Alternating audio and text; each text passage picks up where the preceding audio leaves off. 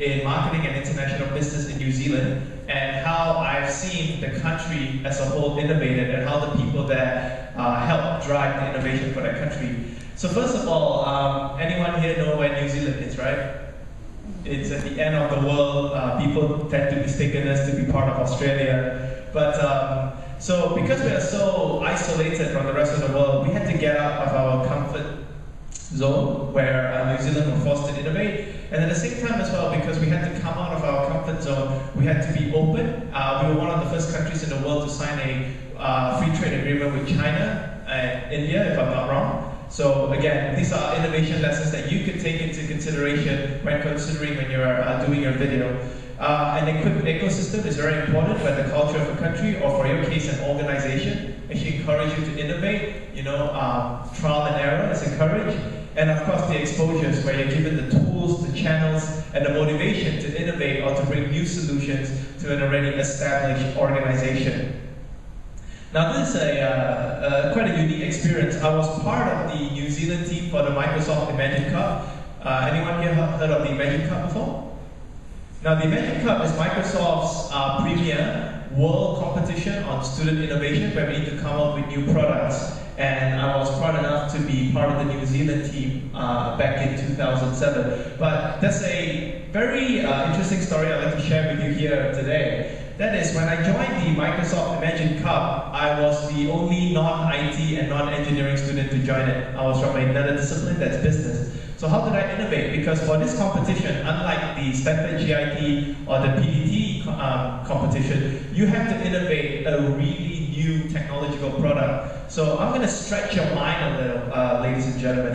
What happened is that when you feel that you may not know the engineering behind a laptop, it doesn't stop you from making a better laptop. What you need to do is the lessons that I drew here. That is, hunt for talents. Get people who may know how to build a laptop, or get people who may know how to design something new, a new technology, to work with you as part of your team. You would be asking, but what value do I bring to the team? Well, you bring your leadership value, you bring your vision to the team. Mock up crazy ideas, because with technology like Facebook, Twitter, and YouTube, you can actually push your message out really far, expand your horizon. And the third point is what I call the new I know, open new possibilities. Now what I've seen from all these competitions, it was held in France back in 2008, Egypt, and this year Poland, is that the more you explore, like for example, you visit companies, you even taking a tour to other government agencies around Putrajaya, you can actually learn new knowledge, and that will open your mind to new possibilities, thus allowing you to formulate new solutions. Now, this is a program which is back at home. This was the program that Azim was talking about, the Stanford Global Innovation Tournament. I was part of it in terms of as a partner and a supporter, and also a judge to judge the university entries. Now, what is very interesting about this competition was I've seen students from different universities present different ideas, and I think Azim has shown a great example for that. But the lessons that you could learn from all those videos is that you could interpret innovation very differently, as in offering different values. For example, let's not think about the mic as being a device for us to increase the volume of our voice. More or less think about a mic.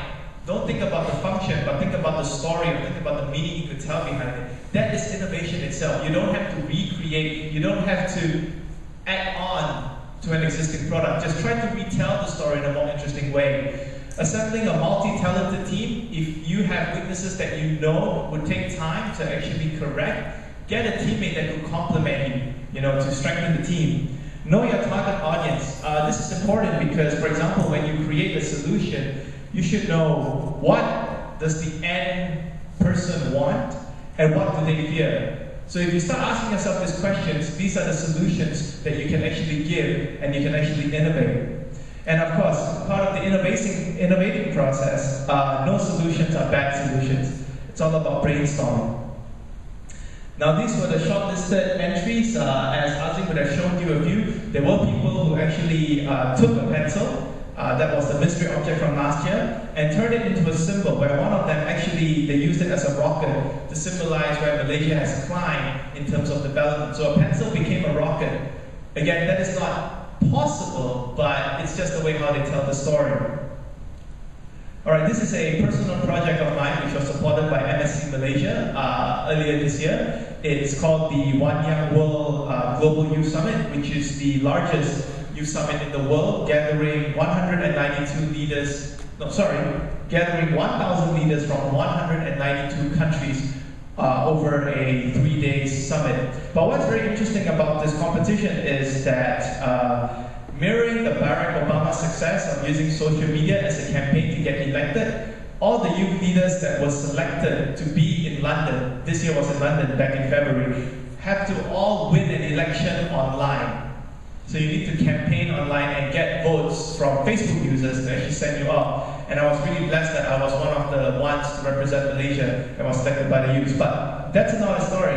Now, the important thing I'd like to share with you here is how innovation worked for me when I did this project. So, when I was given the mandate to represent Malaysia, I thought we should make an impact at a global stage. How often can you get 192 countries all in the same hall with you? And especially with the big ones like China, India, America. So what happened is, I leveraged on social media, Facebook and YouTube. I blast out a survey asking Malaysian youths, if you have a solution for the world, what would that be? And I was shocked, and I stressed you could actually use this strategy for your video as well, for PTD. I used Facebook and YouTube, and within 1 week of blasting out the survey, I've gotten 36,247 youths in Malaysia from all across the states to reply and share their solutions with the world. And it was because of this that when we went over to the One Young World Summit, out of the 192 countries, we were the only countries with this report. We presented the report even to people like Kofi Annan, Sebok Gyodov, Muhammad Yunus of the Grameen Bank, and were featured on CNN, BBC, and Reuters because of what we did. As people say, Malaysia is a third world country, but we have progressed so far in terms of social media. But this is something that you could use as well, in a sense. Do not underestimate the power of Facebook and YouTube, where just sharing the link with your friends, asking a little favor, can you please promote this for me? Can you please give me your feedback? You'll be shocked of how much they can share with you.